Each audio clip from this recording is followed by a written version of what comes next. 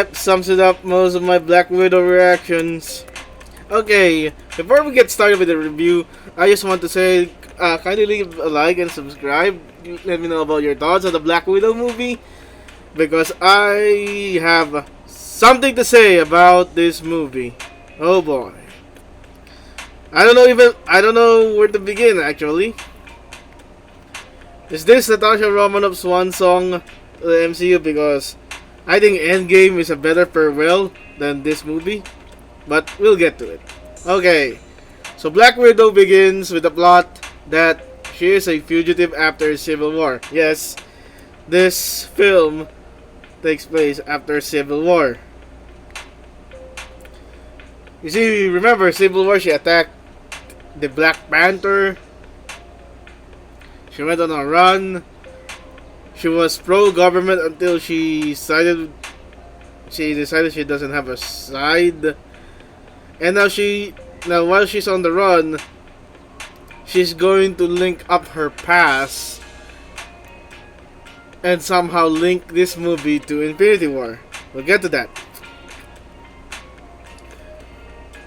Now, as much as fans clamored for a Black Widow solo flick, I think the purpose of putting the movie in between Civil War and Infinity War defeats the knowing that Black Widow dies eventually defeats the purpose of having thrill and suspense if Black Widow will survive the mission or not. So what happened here is she got a known contractor. Someone sent her a vial of red stuff that has somehow can reverse the mind conditioning of widows. Widows being agents of Black Widow's former employer, Dreykov. Dreykov was hinted at the Avengers movie by Loki, specifically Dreykov's daughter. We'll get to that. So, as part of the beginning, there is a backstory featuring a young Yelena Belova, this white girl over here, and the Red Guardian, not being a chubby ass, and Melina, who I thought died in the backstory. So, the young person there in the film is actually Natasha, and I was surprised. I thought that was a boy. Yeah, seriously, I thought that was a boy. The blue hair dye of the child caught me off guard because I've known Natasha ScarJo's character as being red-haired, sometimes blonde. But yeah. So Black Widow is living in the isolation. Presumably she's living in the same place as Wanda is, which is full of mountains and forests. I don't know what's a big deal if you're in the MCU, you live in isolation in a place full of mountains and forests. But she's living in a trailer. Then her generator got off, and she was hunted by the MCU version of the Taskmaster. Now, when I first saw the Taskmaster, I said, cool. Yeah. Now, when I saw the Taskmaster in like the second arc of the movie, I don't know how do you consider arcing? Okay, second arc of the movie, I was surprised he is an android. I was like, God damn it, are they gonna do Tony Masters dirty like that? Oh, trust me, there will be more digging dirt on Mr. Tony Masters when we get to the end. After that, we also saw a backstory on how Yelena got subjected to the cure of her mind conditioning by the vials, and that she was the one who sent the vials to Black Widow, to Natasha. Natasha went to Budapest. She and Yelena had a standoff, and I got a pretty question. That's pretty much a concern here. So she is reunited with her sister and they fought. Then we saw Scarlett Johansson strip up to her clothes. Nice, change clothes. And they were on a run. Because Dracov's widows raided her house. And Natasha saw a widow die in her own hands. And therefore she knew that Dracov has complete control over the widows via software because of the mind conditioning. The mind conditioning works different here. It's that Dracov can fully control a person via an interface in his iPad or something, and not like a simple mind control where you just spoke words. Here, Dracov has full control over it. So now their new mission is to destroy the Red Room. But in order to destroy the Red Room, you need to find where the Red Room is, and their only hope is the fat boy, Alexei, aka the Red Guardian, who is in prison. It turns out, after the Red Guardian, Alexei, surrendered Yelena and Natasha to Dracov, he was incarcerated. That's nice. So they have to break him out, and break him out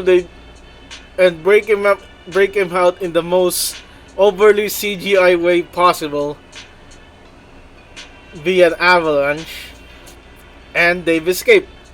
And it turns out Alexei doesn't know where the Red Guardian is, but their surrogate mother Melina might know about a thing about where the Red Room is. No, I'm sorry, I'm getting confused with the Red Room. The Red Guardian doesn't know where the Red Room is, but their surrogate mother Melina does. And we see Melina working with pigs. Then, reunited, they had a family dinner and such, and we found out that Dragov's agents, widows, are going to raid Melina's house because Melina tipped them over to him. But it was all part of a grand plan.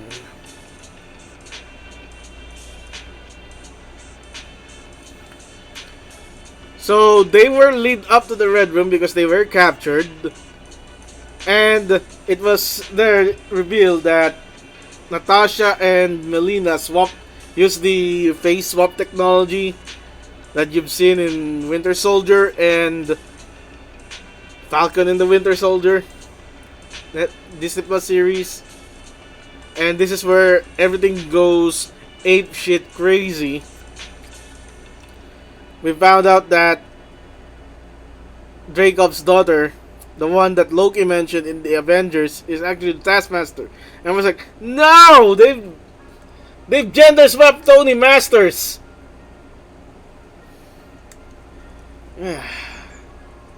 Taskmaster is one of my favorite villains. And his photographic reflexes are a skill, not a software. So I was kind of a bit mad that they gender swapped him and made her an android where the photographic reflexes are replaced by databanks of Avengers moves, skill sets uploaded to her brain. I think the premise of the Taskmaster should be left human, because having those photographic reflexes is one of a unique skill to be done. So I don't know if Marvel Future Fight had the Black Widow update as of last year, and I don't know if you bought the Taskmaster uniform skin themed after the Black Widow film makes the Taskmaster character in Future Fight female, because there's a gender orientation on that game. So anyway, continuing, it's revealed that Dracob has pheromones that prevents widows from turning against him. Natasha severed the nerve that is answering to the pheromone, which is on her olfactory senses. So she can smell. She can smell the pheromone. That's it. And they blew the place up. Dracob tried to escape. Yelena used the vials as a grenade to free up the rest of the widows. And we get another video game-esque escape sequence where Black Widow combats Taskmaster while falling into the sky. So the last remaining vial was spewed over Taskmaster, setting her free from Dracob's mind control, and Black Widow gave the database of all the remaining widows to Yelena. Dracob died while escaping when Yelena threw her staff over the propellers. And yeah, that's it. It ends with Thaddeus Ross and the government going after Black Widow. In the end, Yelena leaving with Natasha behind. Okay, post-credit scene, we've seen the girl from Falcon the Winter Soldier, the one that I can't pronounce her name right. I'll just name her Val instead. So Val did contracted Yelena to work for her. However, it's on Yelena's off day, so she visited the empty grave of Natasha Romanoff. And Val interfered, and then we have presumably get the setup for the Hawkeye series starring Haley Steinfeld as Kate Bishop, because Yelena is up for killing the man who presumably responsible for the death of Black Widow in Endgame, which is Hawkeye. Which is not true, because Hawkeye and Black Widow raised to their deaths in Endgame. Not each one is responsible to his or her own death. Clint did not kill Natasha. Natasha killed Natasha. So, it's a shallow setup to Hawkeye Disney Plus series. Also, another thing to note, that the vest that Black Widow was wearing in Infinity War was Yelena's favorite vest in this movie. So it was a vest that Yelena first bought outside her life as a widow, I think, and then she gave it to Natasha at the end of the movie. So this movie practically set up by Natasha is wearing a vest in Infinity War. Who knew? One thing to note that is good about this movie is Florence Pugh's performance. I know the pronunciation of her last name is Pugh, but I'm going for Florence Pugh. So Miss Florence here, I like her. I like her performance here. I mean, she's the anti-Black Widow. She keeps saying Natasha is a poser because she does that hair whip thing with her looking like dabbing on the floor. She criticized that, and when she did it herself by going down the vent in that movie, she said she was disgusted by it.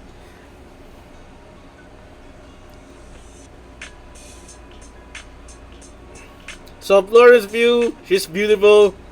She has a bra size of 33B, a waist size of 27.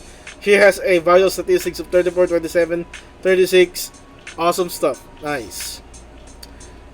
I don't think everyone knows, but Black Widow is one of my least favorite agents in the MCU. My favorite agent is the one and the only power broker, Sharon Carter herself. And I think Yelena is going to be close second. Third will be Chloe Bennett. Yeah, I think Yelena exceeds Chloe Bennett on my favorite SHIELD agents. And Sharon Carter.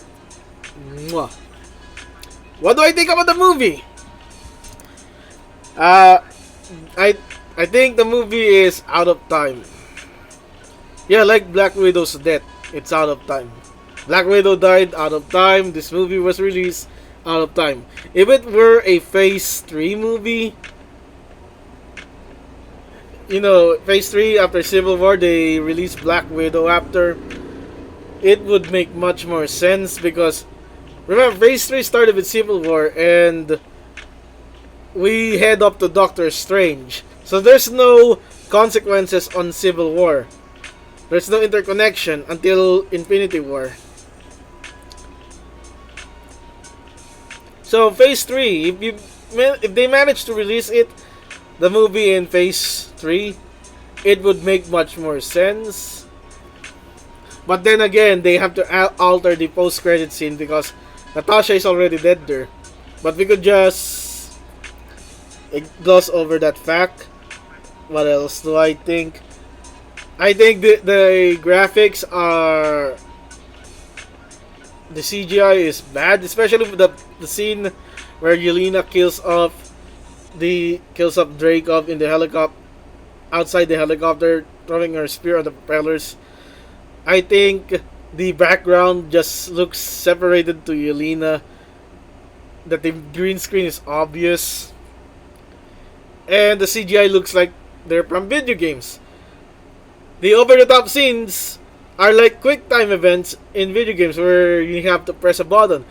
It's apeshit crazy to think about it. The train scene where they run up in the escalators, the escape from Budapest, the falling debris fight. Yeah, they look like all video game sequences. I'm highly critical of this because Black Widow is my least favorite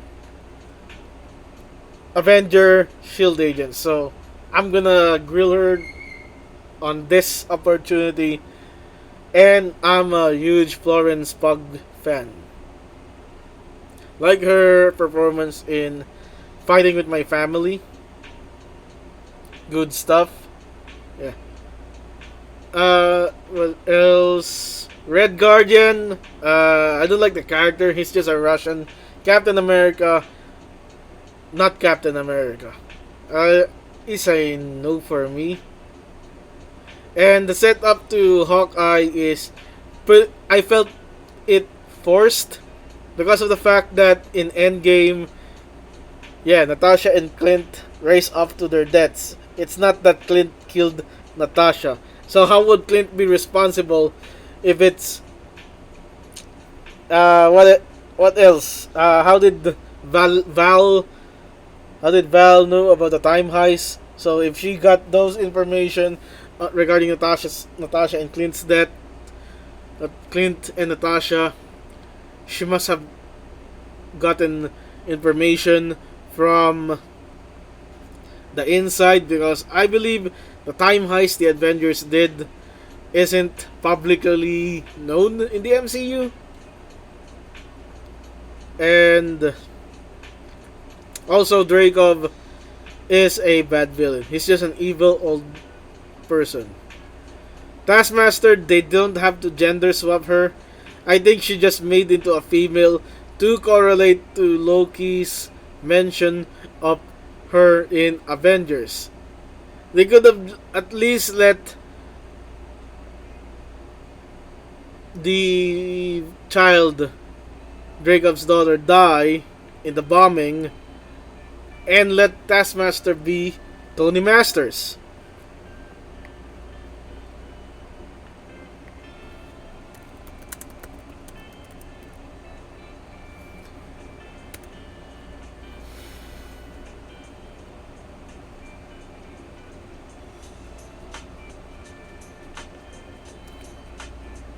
So there, we could have Jason Statham in the MCU if they made Taskmaster a male, did not gender swap her, and make her an android. That is the most cringe. I know they're relying on grounded stuff here in Black Widow, but I think the photographic reflexes, the photographic memory is already grounded and doesn't have to be mechanically mechanized. That's the word. I think that skill that did not need to be mechanized.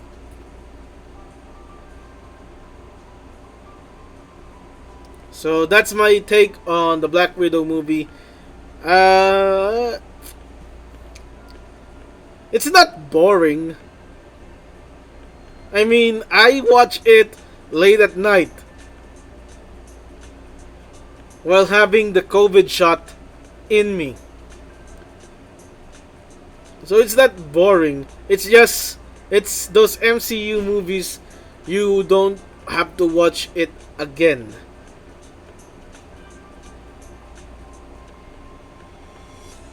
Right? It's one of those movies that you don't have to watch it again. Like The Dark World, like Iron Man 3. So there. I'm gonna give Black Widow a 5, I guess, out of 10.